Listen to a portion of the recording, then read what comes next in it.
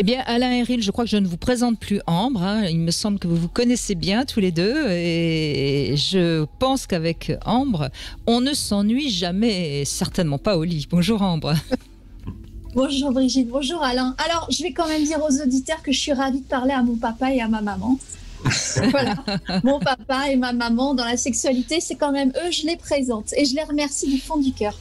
C'est un peu grâce à eux que je suis là aujourd'hui. On a bien travaillé, Alain. Ah oui, c'est un beau résultat, oui. Alors, Brigitte, Alain, je suis navrée parce que je viens de me rendre compte que la semaine dernière, j'ai parlé de frustration sexuelle et cette semaine, je parle d'ennui au lit. Donc finalement, les gens vont tous croire que j'ai de gros problèmes en ce moment, mais je voudrais rassurer tout le monde, ça va bien. En fait, je m'inspire des sujets de vos invités, Brigitte. Voilà. Et aujourd'hui, il fallait que je traite ce sujet. Alors, on va parler de l'ennui au lit. Pourquoi aujourd'hui, avec Alain et Ril, il faut parler d'ennui au lit? Parce que c'était dans le thème de la journée. On parlait d'orgasme, voilà. Dites donc. Or, on va en apprendre des choses peut-être aujourd'hui, Brigitte, c'est ça? On en a déjà appris un peu, je crois, depuis 14 heures. Alors, l'ennui au lit. Alors, ce sont des choses qui arrivent, parfois, qui amènent à consulter d'ailleurs, n'est-ce pas, Alain? Et en fait, j'ai remarqué qu'il y avait de plus en plus d'hommes qui venaient m'écrire ou qui m'appelaient pour me dire « je m'ennuie au lit ». Je trouve ça aberrant parce qu'il y a 10 ans en arrière, c'était plutôt les femmes qui venaient nous consulter pour ce genre de choses. Donc ça arrive à tout le monde et effectivement à moi aussi, mais je rassure tout le monde, pas en ce moment. Et il faudrait essayer de comprendre ce qui se cache en fait derrière pour éviter la baisse de libido parce qu'il y aura il y a une baisse de libido et puis ça peut nous amener à booster notre vie sexuelle en fait. Et pour moi c'est comme une alerte. Quand on s'ennuie. Et alors quand il y a une baisse de libido et qu'on s'ennuie au lit, ça fait un bidoli. L'anagramme de libido. Alors il y aurait un homme sur 6 et une femme sur 3 qui ne s'intéresserait pas tellement au sexe. Et ça, c'est une étude de 2017 qui a été faite au Royaume-Uni. Alors, vous allez me dire, ouais, c'est le Royaume-Uni, c'est pas la France. Non, c'est la France aussi, je suis d'accord. Voilà. Et si vous êtes dans ce cas-là, pas de panique, Ambre est là pour vous remettre dans le droit et le dur chemin. Alors d'abord, on va commencer par faire un état des lieux de notre libido, de votre libido, chers auditeurs. Réveiller le désir, ça peut être effectivement une démarche de couple, mais c'est d'abord une démarche individuelle, on est d'accord. S'interroger sur sa libido, c'est bien, et je vais essayer de comparer la libido à une énergie psychique qu'on investit dans notre vie sexuelle, certes, mais aussi dans le travail, dans la vie sociale et dans les enfants. Et c'est comme ça que je définis la libido.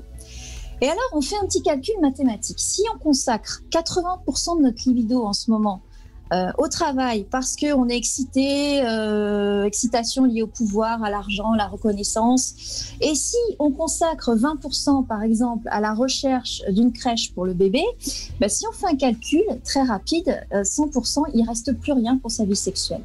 Autrement dit, si on a une baisse de libido et si on s'ennuie au lit, il faut peut-être aussi s'interroger sur où on met notre libido et notre énergie en fait psychique aujourd'hui.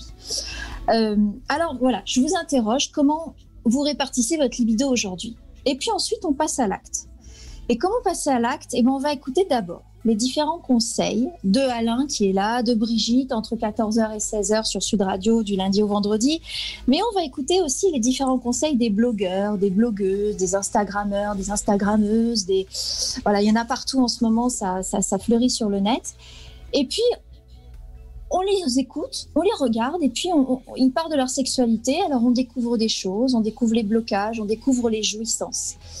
On va aussi lire, on va essayer d'inventer aussi des choses et puis on va se puiser dans nos archives érotiques. On va essayer de se souvenir de nos premiers émois. Par exemple, pour un homme, c'est peut-être la découverte d'un Playboy à 15 ans. Pour une femme, c'est peut-être la découverte d'un texte érotique ou une étreinte habillée.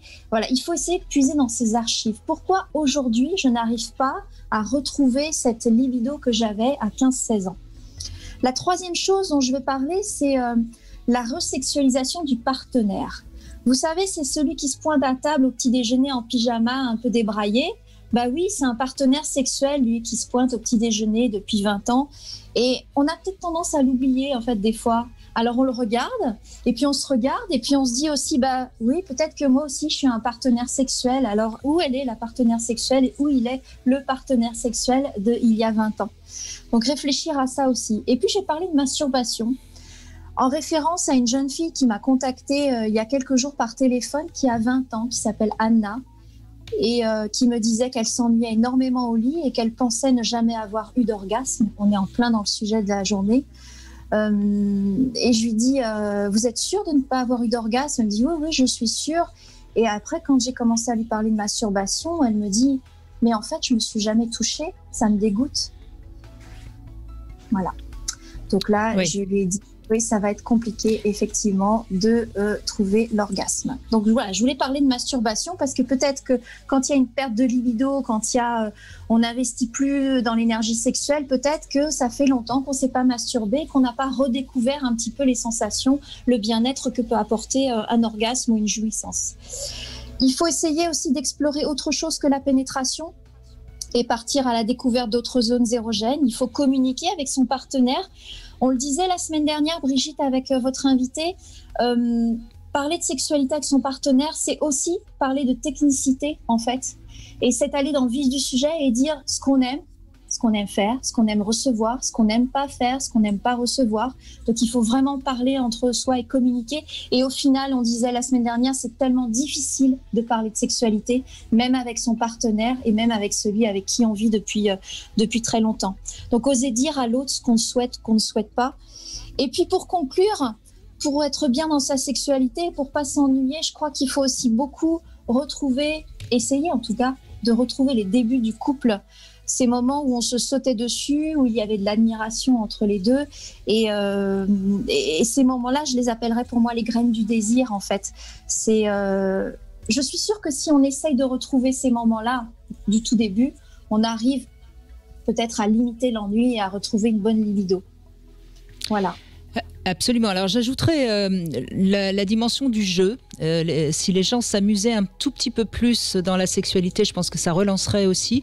Donc les jeux, on peut penser à des jeux qu'on peut trouver maintenant. On parlait hier d'un jeu qui s'appelle Nirvana.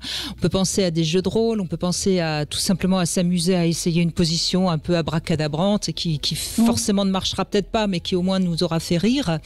Et puis il y a autre chose d'important. C'est pas par hasard que les libertins maintiennent généralement bien une sexualité entre eux. Alors je dis pas qu'il faut être libertin pour maintenir sa sexualité, mais pourquoi ils maintiennent une bonne sexualité entre eux? C'est parce qu'il y a du désir ailleurs. Et je crois que arriver à continuer à avoir envie d'être séduisant ou séduisante pour le monde extérieur, c'est remettre du désir pour soi et donc pour son partenaire. Je ne sais pas ce que vous en pensez tous les deux. Absolument, oui, tout à fait. Oui, ce que vous venez de dire, Brigitte, me paraît extrêmement important parce que quand on regarde les débuts d'un couple, les débuts sexuels, il y a une espèce d'évidence dans la sexualité. C'est ce que Ambre vient de dire, avec le fait de se sauter dessus naturellement, mais parce qu'il y a une curiosité de l'autre.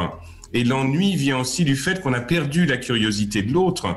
Et donc la question à ramener à soi, c'est qu'est-ce que je fais moi pour que l'autre redevienne curieux de moi-même? Qu'est-ce que je fais pour être désirable également?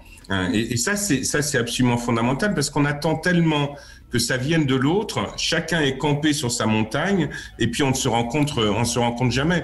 Donc, il faut vraiment remettre de la curiosité, du mystère et tout ça. Et ça passe aussi par rapport au fait que l'autre ne nous appartient pas. Et lorsque on sent que l'autre pourrait désirer ailleurs, pourrait vivre d'autres choses ailleurs, et ben forcément, ça réveille l'esprit de conquête. Tu peux désirer ailleurs, ok, mais je vais te montrer que le seul endroit où tu dois désirer, c'est auprès de moi. Et donc là, du coup, il y a un aller vers. Il y a quelque chose qui est de l'ordre, qui met en jeu la relation et puis le désir et qui fait que l'ennui peut avoir tendance un petit peu à disparaître, quoi. Tout à fait. Eh bien, merci Ambre en tout cas de nous rappeler qu'il ne faut pas laisser l'ennui s'installer au lit ni ailleurs d'ailleurs. Merci beaucoup Ambre. Et soyez sage, petite fille. Oui. Écoute bien tes parents, hein.